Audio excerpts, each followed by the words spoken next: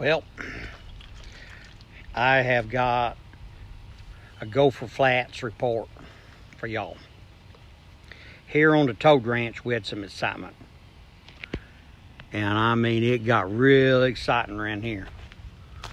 Well, what happened was I was sitting in my recliner. Yep, I was sitting in my recliner. And all of a sudden, behind my house, I heard the biggest bang and bam! I mean, it was loud. I mean, whew. I said, oh mercy. And the electric went off. I says to myself, it sounded like it's behind my house. I says to myself, I gotta get out there and see what happened. And so I reached down for that button on the side of my recliner, because my recliner was all jacked back and I was all reared back, you know. And I hit that button and nothing happened. There wasn't no electric. You know how hard it is to get out of a recliner without no electric? It is tough. Well, I wallered around just like a buffalo in a mud waller, and I wallered around and I finally got out of that thing. I had to get over on my knees, crawl over to the console. It's a good thing that thing ain't got a shifter on it. Anyway, crawled over the console and into the other seat right beside of it to get out of that thing.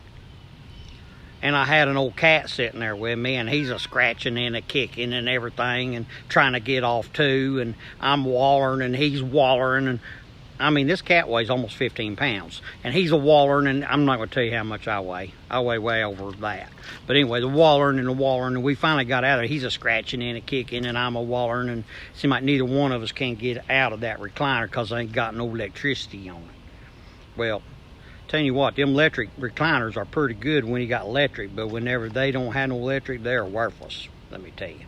But anyway, I got outside out here, went in the backyard, looked around. Neighbors are all standing around their backyards looking around thinking, what in the world is going on? And we was talking about this big old bang we heard. We thought maybe it was a car wreck. Well, electric fellers show up.